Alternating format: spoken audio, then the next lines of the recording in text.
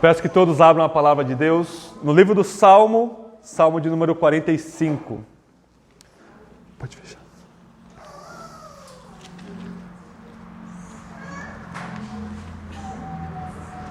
Salmo 45.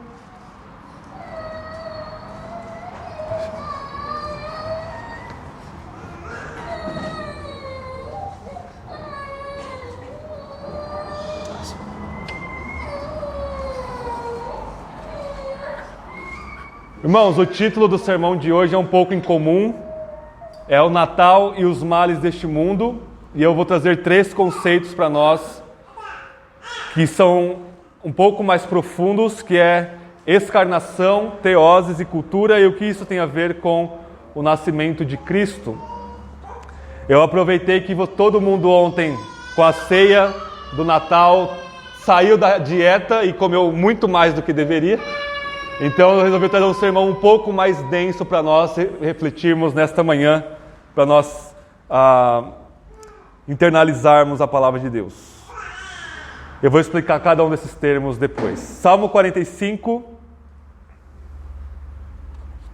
Nós iremos ler todo o Salmo, pois nós iremos orar. Após a leitura, no final do verso 17, eu irei dizer essa palavra do Senhor e todos respondam com amém. Salmo 45 diz assim. O título lá em cima diz o casamento do rei ao regente de coro, adaptado para Shoshanim, masquil dos filhos de Corá, cântico de amor. Meu coração transborda de boas palavras, consagro ao rei o que compus. A minha língua é como a pena de um escritor habilidoso. Tu és o mais formoso dos filhos dos homens, e a graça se derramou nos teus lábios, por isso Deus te abençoou para sempre. Prende a tua espada na cintura, ó valente, na sua glória e majestade, e em tua majestade cavalga em triunfo pela causa da verdade, da misericórdia e da justiça. Que a tua destra te ensine coisas maravilhosas, e tuas flechas são agudas no coração dos inimigos do rei, e os povos são derrotados diante de ti. O teu trono, ó Deus, subsiste pelos séculos dos séculos, e o cetro do teu reino é o cetro de equidade. Amaste a justiça e odiaste o pecado, por isso Deus, o teu Deus, te ungiu com óleo de alegria, mais do que a teus companheiros. Todas as suas vestes têm aroma de mirra, aloés e cássia, e nos palácios de marfim os instrumentos de corda te alegram. Filhas do rei estão entre as tuas ilustres damas, e a rainha, ornada de ouro de Ofir, está ao teu lado direito. Ouve e olha, filha, inclina os ouvidos, esqueça-te do teu povo e da família do seu pai. Então o rei cobiçará a sua formosura, honra-o, pois ele é o teu senhor. A filha de Tiro virá a ti trazendo presentes, os ricos entre os povos te pedirão favores. A filha do rei está esplêndida dentro do palácio, as suas vestes são enfeitadas de ouro. Será conduzida ao rei em vestidos de cores brilhantes. As virgens, suas companheiras que a seguem, serão levadas à sua presença. Serão levadas com alegria e regozijo e entrarão no palácio do rei. Os teus filhos estarão em lugares de teus pais, e tu os farás príncipes sobre toda a terra. Farei com que o teu nome seja lembrado de geração em geração, assim os povos te louvarão para sempre. Essa é a palavra do Senhor. Amém? Vamos orar, irmãos, mais uma vez?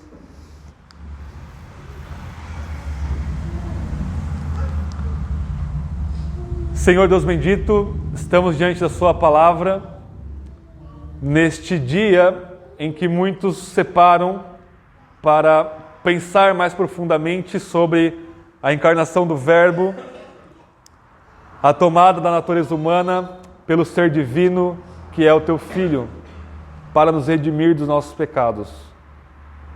Que Cristo seja as nossas lentes, o nosso tudo em todos, a chama em nossos corações, o amor da nossa alma e a entrega de todo o nosso ser, seja apenas ao Cordeiro de Deus, ao leão da tribo de Judá, que venceu, está à tua destra, ó Pai, e enviou a plenitude do seu Espírito sobre toda a terra, para cumprir a missão de juntar os teus eleitos, pela proclamação da sua verdade no Evangelho.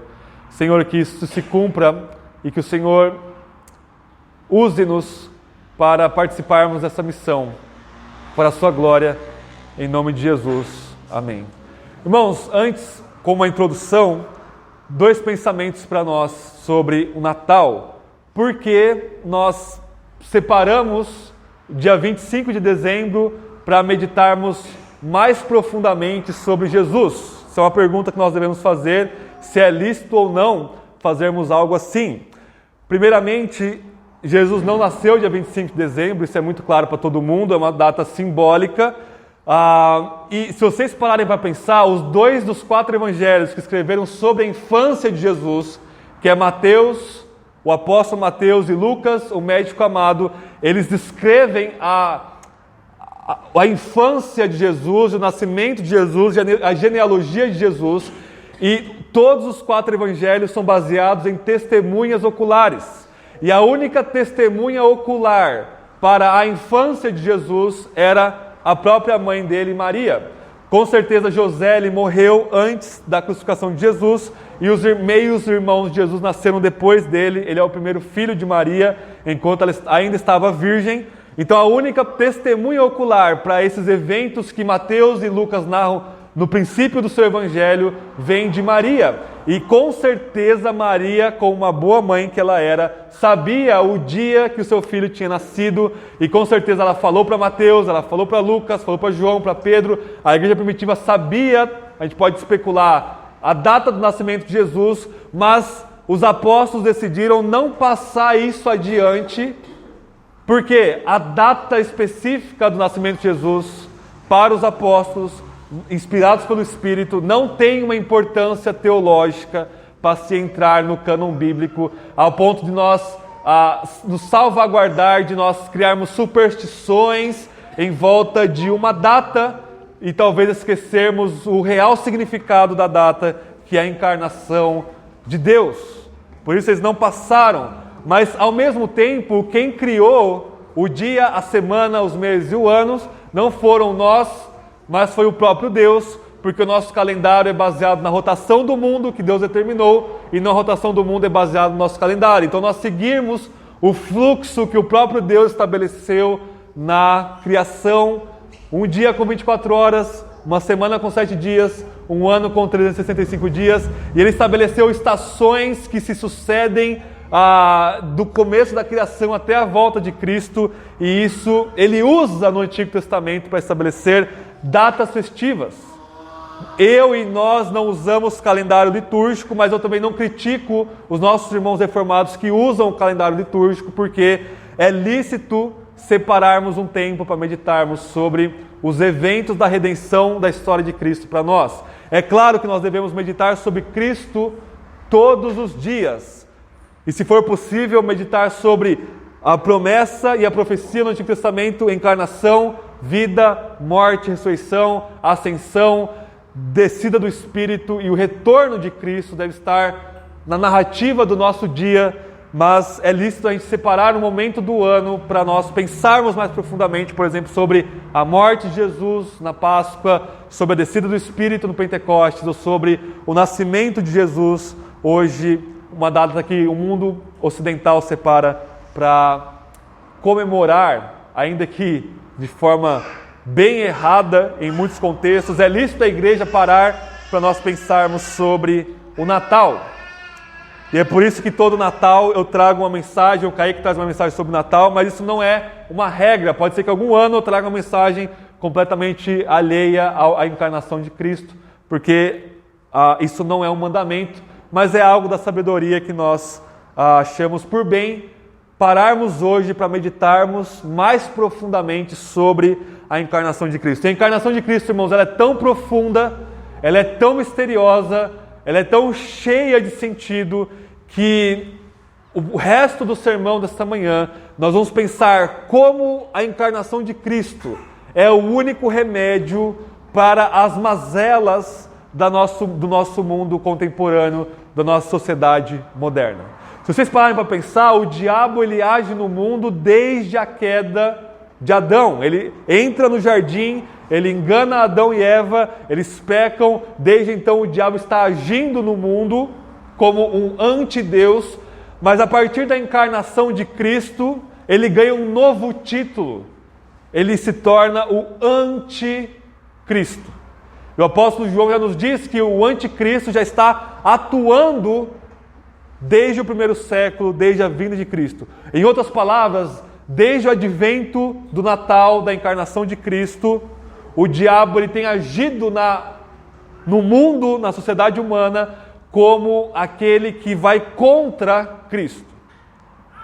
Em outras palavras, irmãos, todos os males do mundo são uma perversão diabólica da cristologia, da pessoa e da obra de Cristo descrita aqui na Bíblia. Ok? Do século I até o século V, a gente teve todos os tipos de heresias sobre Jesus que vocês possam imaginar. E desde então, o que nós temos no mundo até hoje são desdobramentos dessas heresias.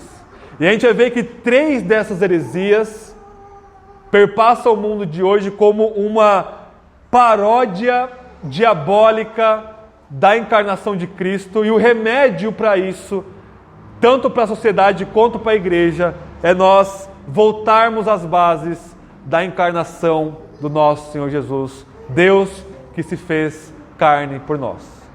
Primeiramente, irmãos, eu gostaria de trazer um conceito para nós, que nós vamos responder com o Salmo 45, verso 1 e 2, que é um conceito de escarnação. Alguém já ouviu essa palavra? Escarnação?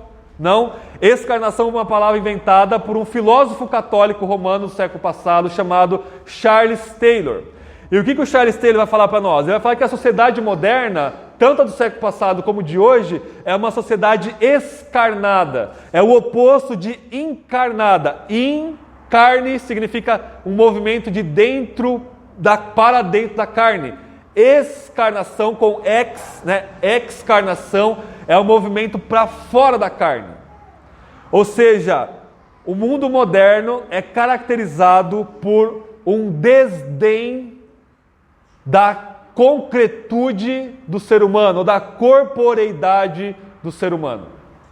E isso é uma perversão da cristologia do Novo Testamento, que vai dizer que o Verbo se fez carne, lá em João 1,14, e habitou entre nós. A fé cristã, ela é completamente a favor e pró-corporeidade.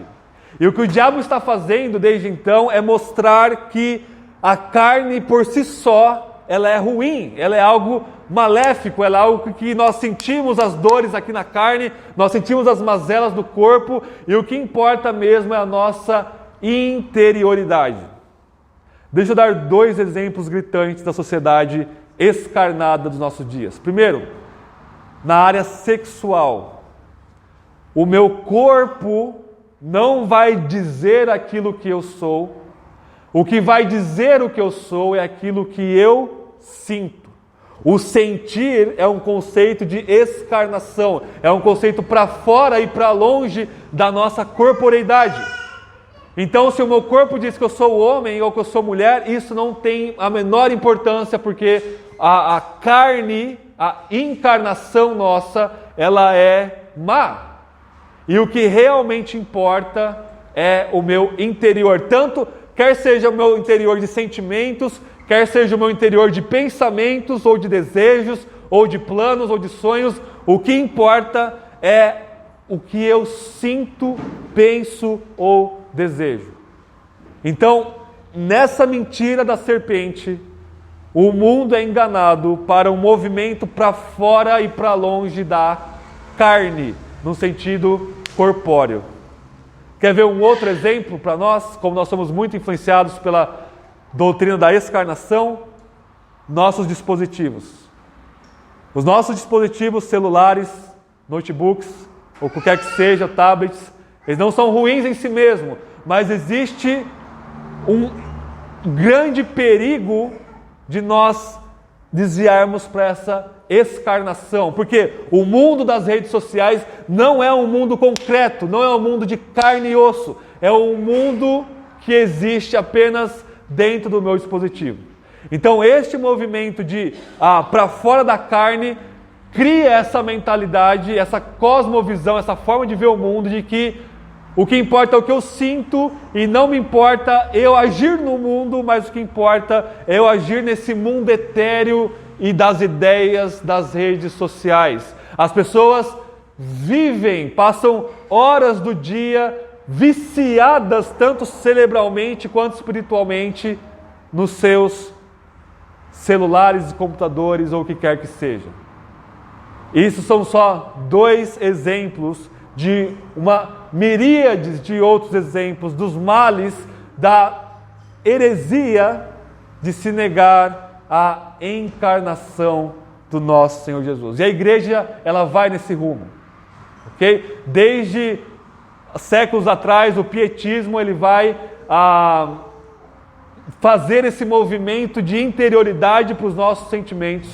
O movimento pentecostal todinho é baseado nessa excarnação do que eu sinto. E muitos antes, na Idade Média, você tem o movimento dos monastérios e dos monges que vão se excarnar, vão longe, para longe da carnalidade da vida concreta, se fecharem mosteiros. A igreja tem bebido disso. E uma das implicações da encarnação, o verbo se fez carne, tem um corpo e uma alma humana. A igreja, por que a igreja é chamada de o corpo de Cristo? Porque na nossa comunhão corporal, física, presencial, nós vivemos o Evangelho e as boas novas de Deus para nós. As bênçãos de Deus são derramadas quando nós saímos corporalmente das nossas casas e nos juntamos corporalmente uns com os outros em culto ao nosso Deus. O que o movimento de excarnação faz dentro da igreja? Não importa muito o culto, o que importa é o eu individual, assistindo a pregação aqui na minha tela, e eu posso cultuar Deus sozinho. O movimento desigrejado é o movimento que ouviu a heresia da excarnação, do movimento para longe da carne. É muito interessante, irmãos, que a primeira heresia que surge na virada do século I para o século II sobre Jesus não é o arianismo. O arianismo é a negação da divindade de Jesus, mas ele só surge depois, lá no século III e IV. A primeira heresia que surge, ou as duas primeiras, é ebionismo e gnosticismo. O que é isso? Eles vão negar a encarnação de Cristo.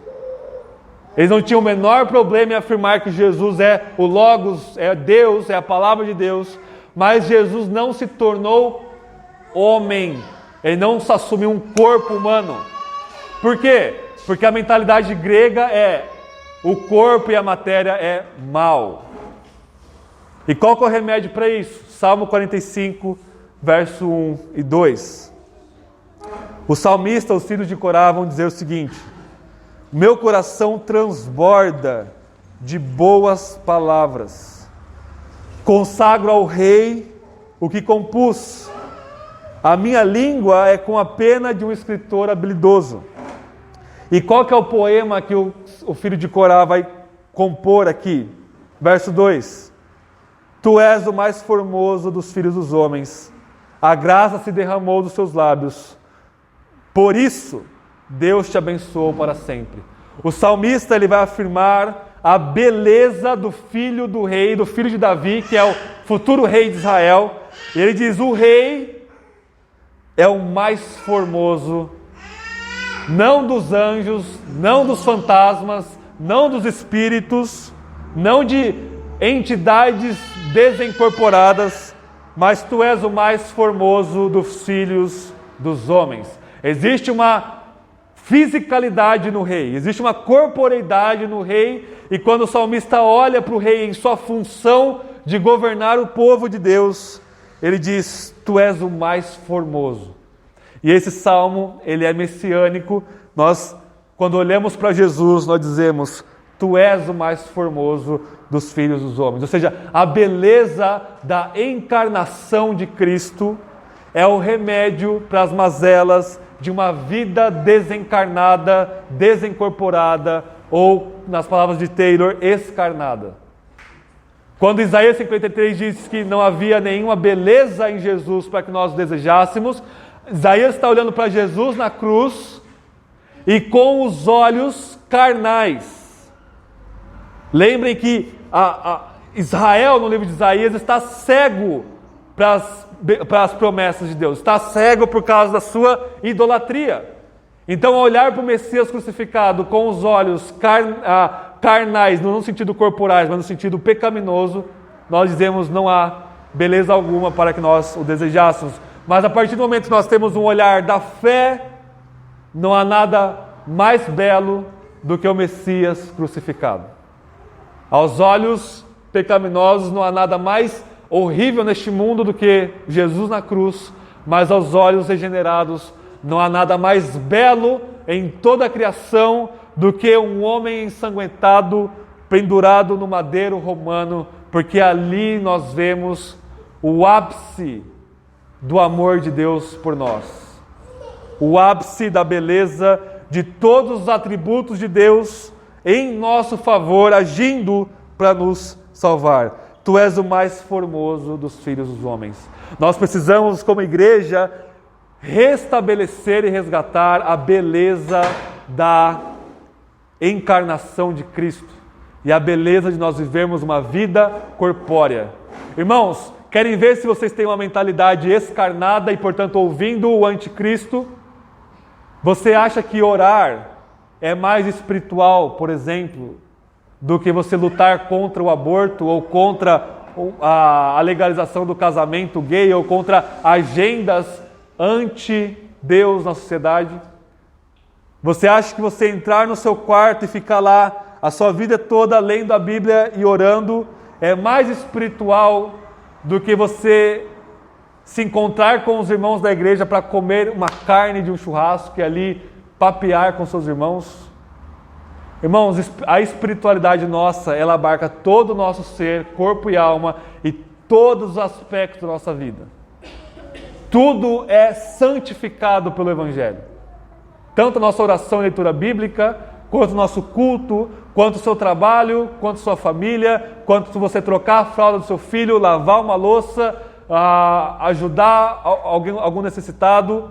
Todas essas práticas encarnadas, corporificadas, elas são santas. Não podemos viver uma espiritualidade desincorporada, pietista, que está longe dos evangelhos. Os puritanos não eram assim.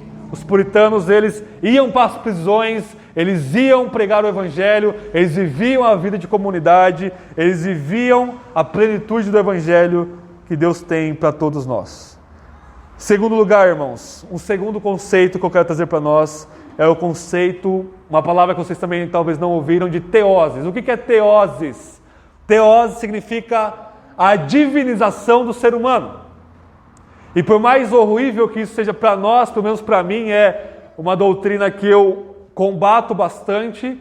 Existe uma tradição cristã, desde os pais da igreja até hoje, de cristãos muito bons que defendem a doutrina teose, da doutrina da divinização ou de uma participação na natureza divina tão grande que é possível nos chamar de deuses quando nós irmos para a eternidade. O primeiro deles foi Atanásio. Lá no século IV, Atanásio, um dos gigantes da fé, ele vai afirmar a doutrina da teose. Por quê?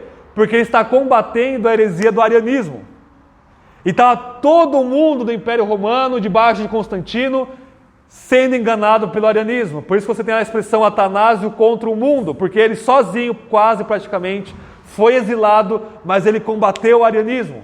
E uma das perguntas do arianismo, da negação da divindade de Jesus, era: por que era necessário que Deus se tornasse homem?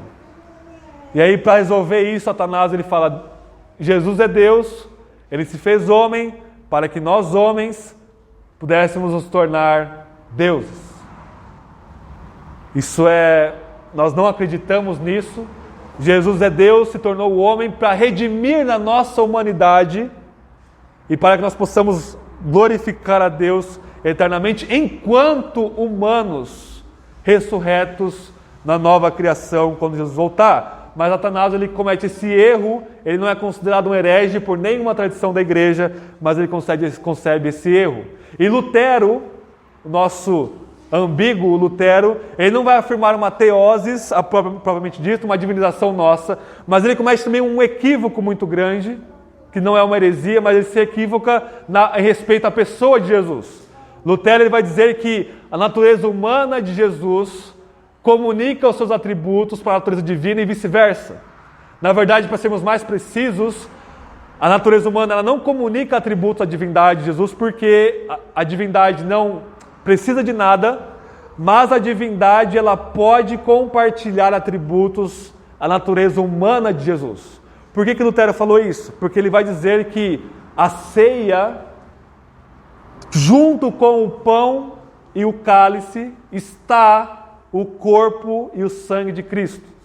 Como isso é possível se o corpo de Jesus humano está à destra de Deus na região celestial? Lutero vai dizer porque a humanidade de Jesus consegue se estender de forma onipresente quando ela quer, porque a natureza divina de Jesus compartilha a onipresença com a sua humanidade.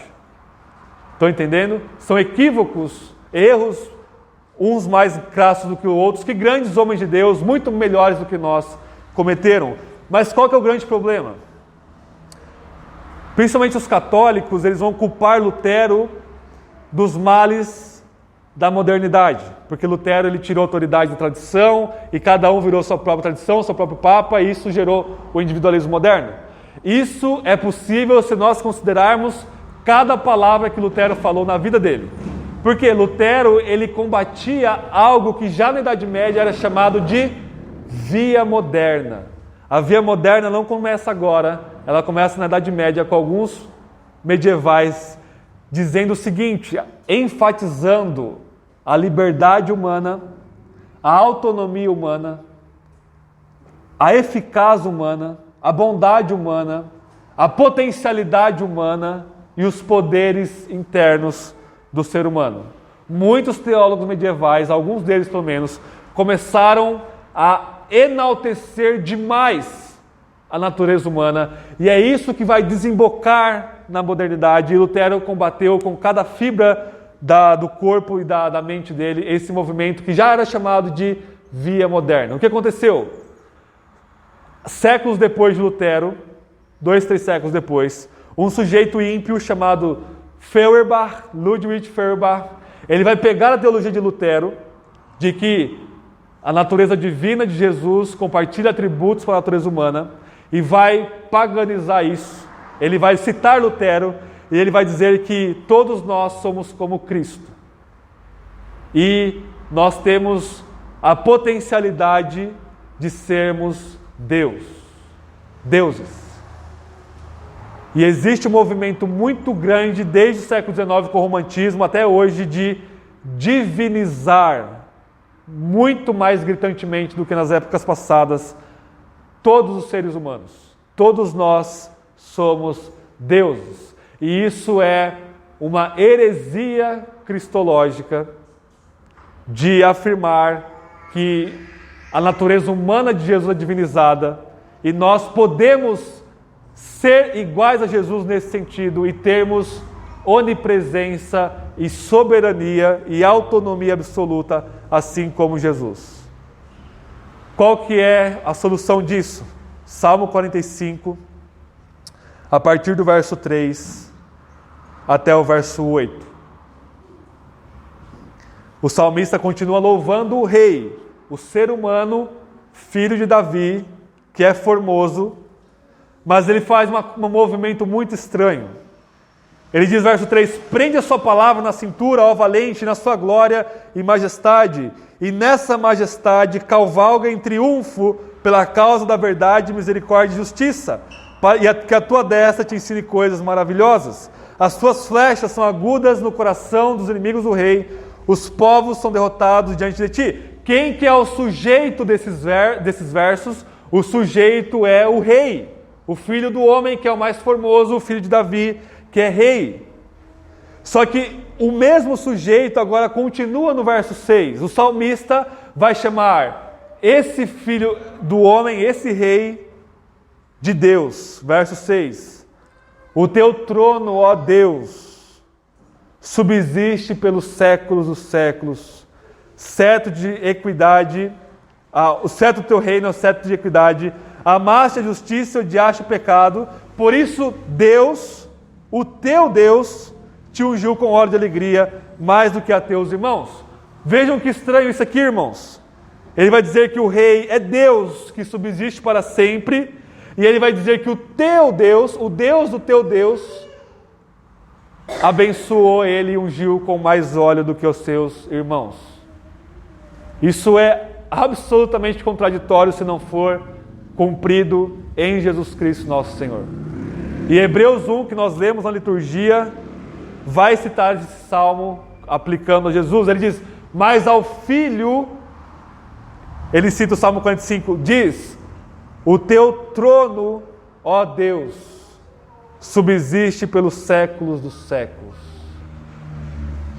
E aí ele vai dizer que Deus ungiu esse Deus com mais unção, com mais óleo, ou seja, isso aqui é um símbolo do Espírito Santo, com mais do Espírito do que a todos os seus companheiros. O que está acontecendo aqui, irmãos, é a singularidade desse ser, desse sujeito, deste poema, deste salmo. O que está escrito aqui nesse salmo é escrito de forma única para esse ser que é mais formoso dos filhos dos homens e que é Deus que subsiste pelos séculos dos séculos. E por isso ele é singular, ele tem mais do Espírito, ele tem mais do óleo da unção. Unção é Meshiach em hebraico, ele é o único que tem essa plenitude desse óleo mais do que os outros companheiros.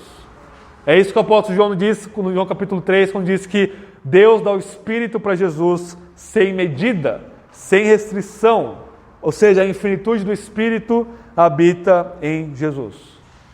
Qual que é o remédio para a divinização do ser humano, onde nós somos deuses? Nós somos deuses na ideologia marxista, nós somos deuses na ideologia liberal, nós somos deuses na ideologia conservadora, porque cada um é a palavra final para a humanidade. O remédio é afirmarmos a singularidade do Natal, a singularidade da encarnação de Cristo. Só Ele é Deus e homem, e Ele não vai nos divinizar, Ele vai redimir a totalidade da nossa natureza humana, e isso é o que o mundo precisa. Não o antigo engano da serpente que dizendo vocês serão iguais a Deus, mas o evangelho que diz Deus se fez igual a nós para nos redimir em nossa humanidade. Terceiro e último lugar, irmãos, nós precisamos aprender a partir da encarnação de Cristo como nós nos envolvemos com a cultura. O título do sermão o subtítulo é Escarnação, Teoses e Cultura. A encarnação de Cristo ela tem algo a ensinar para a igreja sobre o envolvimento do cristão com a cultura. E aí, irmãos, prestem bem atenção nisso. Os católicos romanos, a partir do século passado, e os liberais, a partir do século XIX, eles vão usar a encarnação de Cristo como uma analogia para nosso envolvimento cultural, mas eles vão a um extremo que a Bíblia não permite.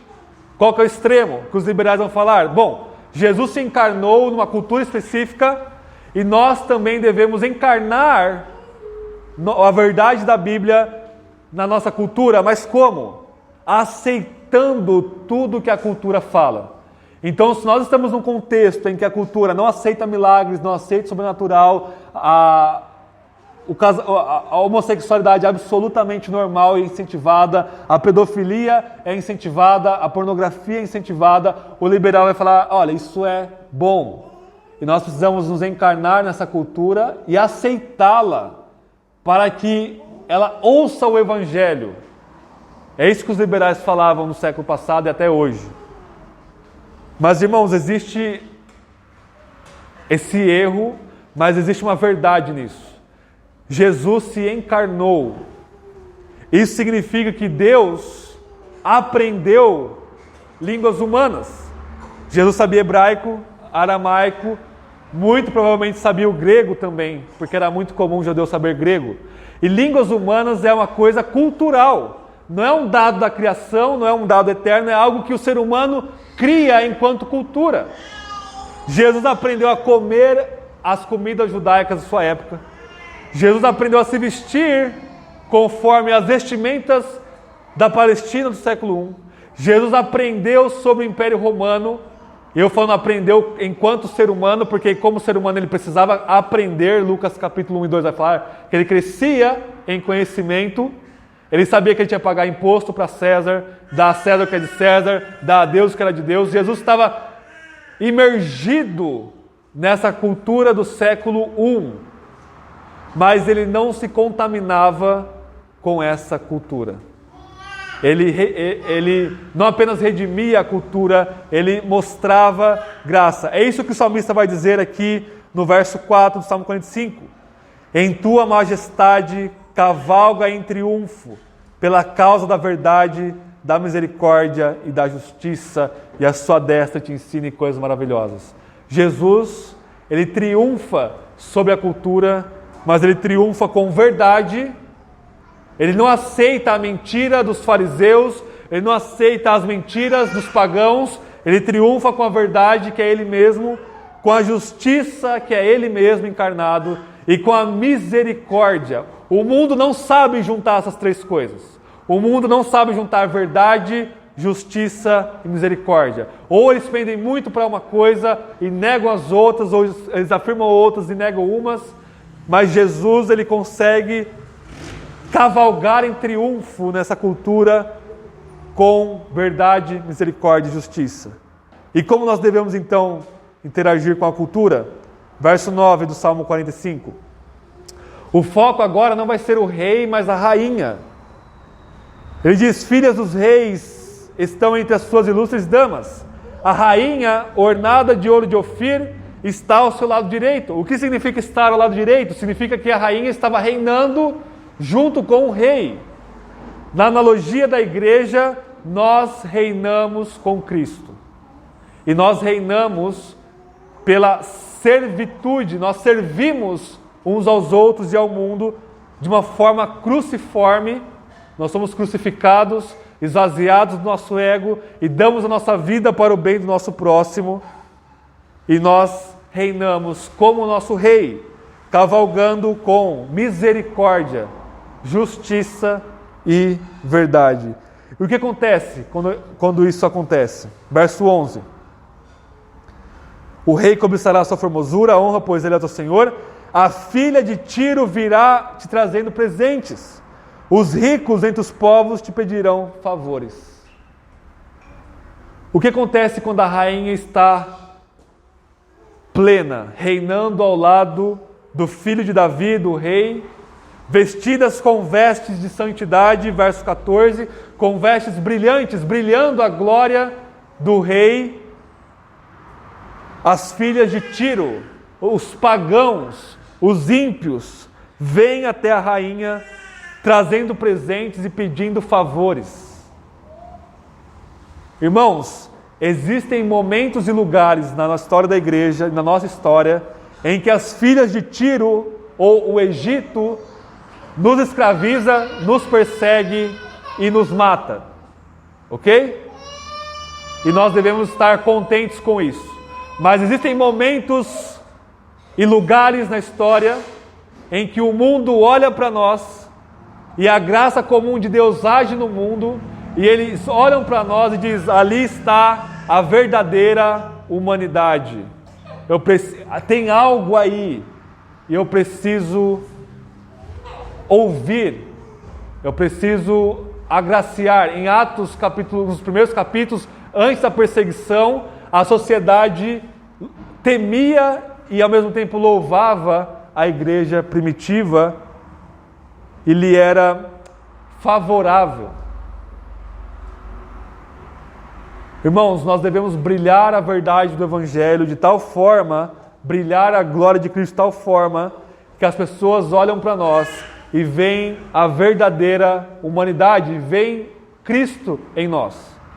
O modo como nós criamos nossos filhos, O verso 16 fala que os teus filhos serão sucessores no trono, ou seja, serão reis sobre a terra. Ou seja, existe uma maternidade nessa rainha, que ela cria os seus filhos de tal modo a eles serem governantes deste mundo, a eles reinarem com o rei deste mundo.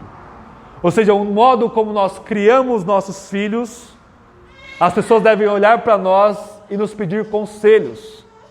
Quando o Nicolas nasceu, quinta-feira, tinha um casal lá conosco, novo, ganhou o bebê, não sabiam absolutamente nada, pais de primeira viagem, e eu no segundo filho já, imagina o Rafa, né? Me sentindo o rei da maternidade toda, estava quase ensinando as médicas, as enfermeiras lá, falei, não é assim que faz. Eles pediram conselhos para nós de como criar os filhos, com os desafios da maternidade. Eles viam sabedoria em nós, em poucos minutos de contato conosco ali no quarto. Isso deve ser uma coisa comum na nossa vida. Eles devem olhar para nós e ver equilíbrio, alegria, paz, amor, o fruto do Espírito, humildade. Ele diz, olha, eu queria ser como você, como que eu faço? Aí a rainha aponta para o rei. Fala, eu estou aqui com a glória do meu rei e eu estou mostrando para você como que o meu rei governa a minha vida, porque eu estou à sua destra reinando com ele. Verso 17, farei com que o teu nome seja lembrado de geração em geração, assim os povos te louvarão para sempre. Irmãos, o Natal é uma crítica avassaladora ao mundo moderno. O mundo moderno tem caído nas mentiras da serpente, e todas as mentiras da serpente são formas parodiais e diabólicas de imitar e perverter quem Jesus é. E nós devemos resgatar a beleza da encarnação de Cristo, a singularidade da encarnação de Cristo e o envolvimento da encarnação de Cristo. Só para vocês terem uma ideia, João capítulo 1, versículo 14 fala que o verbo se fez carne. Esse verbo se fez em grego é ginomai. E Paulo usa esse mesmo verbo em 1 Coríntios 9 para dizer, eu me fiz judeu para os judeus, eu me fiz grego para os gregos, para que eu pudesse alcançar alguns com a verdade do Evangelho. Paulo se encarnou na cultura judaica e grega da sua época, não ao ponto dele comprometer o Evangelho e a santidade da vida dele, mas aquilo que era efêmero na cultura, como por exemplo, a hora ele falava para Timóteo se circuncidar, para Timóteo poder ter mais acesso aos judeus. Ora ele falava, se alguém circuncidar Tito, é maldito. Por quê? Porque estavam colocando a circuncisão como um pré-requisito para a comunhão cristã. Paulo ele vai fazendo esse jogo de elasticidade e rigidez em uma sabedoria encarnada. Para quê? Para pregar a mensagem do seu Senhor, do seu Rei, daquele que é o mais formoso dos filhos dos homens. Amém, irmãos? Vamos viver a beleza da nossa corporeidade em santidade e a singularidade de Cristo, dizer como João Batista, eu não sou o Messias, que eu diminua e que ele cresça, e que a cultura veja isso em nós. Amém? Vamos orar? Momento de oração, de confissão de pecados novamente, eu já vou orar encerrando o sermão.